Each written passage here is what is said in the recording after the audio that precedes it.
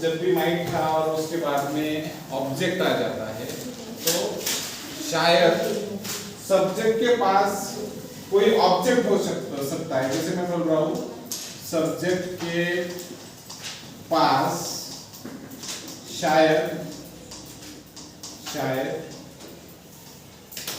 Object हो सकता है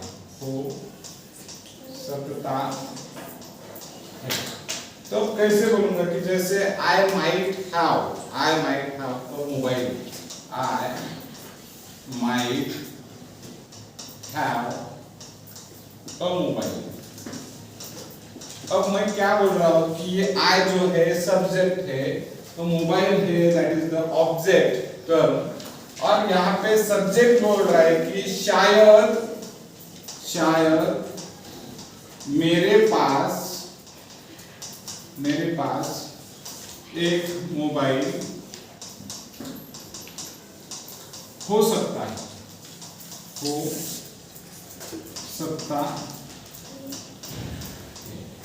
तो यहाँ पे जो लफ्ज इस्तेमाल किया गया है शायद वाला इस्तेमाल किया गया है, तो शायद वाला लफ्ज इस्तेमाल करने के वजह से एक बात समझ में आती है, there is a very less possibility, वहां पे बहुत ही कम संभावना है कुछ बनने की।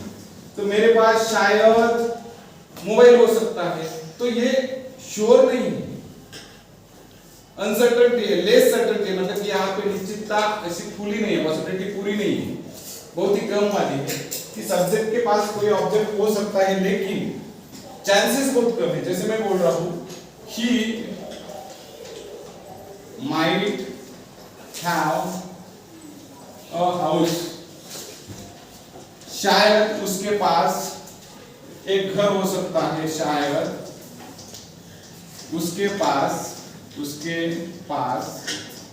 एक घर हो सकता है।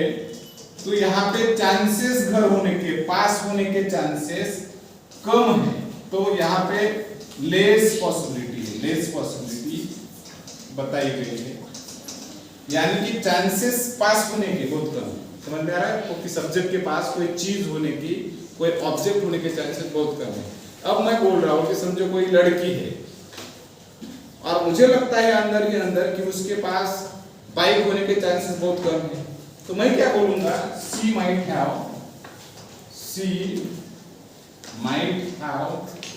अ बाइक, कि उसके पास शायद ही बाइक हो सकती है।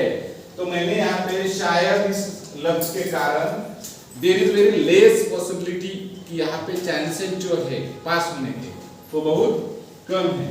अब मैं बोलूंगा he might have a book, उसके पास शायद ही किताब हो सकती है। इसका मतलब होता है there is a very less chances, there is a very less possibility, कि बहुत कम चांसेस है कि उसके पास बुक हो सकती है, लेकिन शायद उसके पास किताब हो सकती है। पर जब अगर मैं ये बोलूं कि माइट की जगह पे मे हैव, अगर ऐसे इस्तेमाल करूं तो थोड़े ज्यादा चांसेस हो जाते हैं।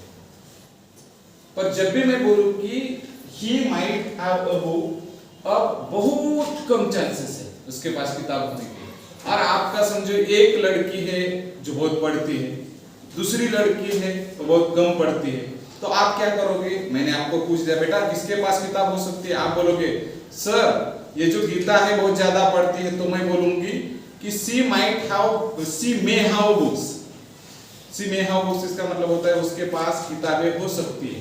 लेकिन जो पढ़ाई नहीं करती, जिसके घर में किताबें नहीं है या फिर कम है, तो आप क्या बोलोगे, सर जो रानी है ना बहुत कम पढ़ाई करती है सर, तो सी माइट हैव अ बुक्स, तो माइट का मतलब शायद ही उसके पास किताबें हो सकती है। तो शायद का मतलब यहाँ पे बहुत कम चांसेस है किताबें होने के। उसी प्रकार से देखिए, जैसे Raju might have a TV, Raju के पास शायद ही ऑब्जेक्ट मतलब टीवी शायद ही हो सकती है। He might have a pen, कि उसके पास शायद ही पेन हो सकता है, कभी स्कूल में नहीं आता तो उसके पास शायद ही पेन हो सकती है। She might have a car, उसके पास शायद ही कार हो सकती है। तो जब भी आप ये बताना चाहते हो कि किसी भी सब्जेक्ट के पास कुछ शायद ही हो सकता है तो you have to use this structure. Okay, thank you.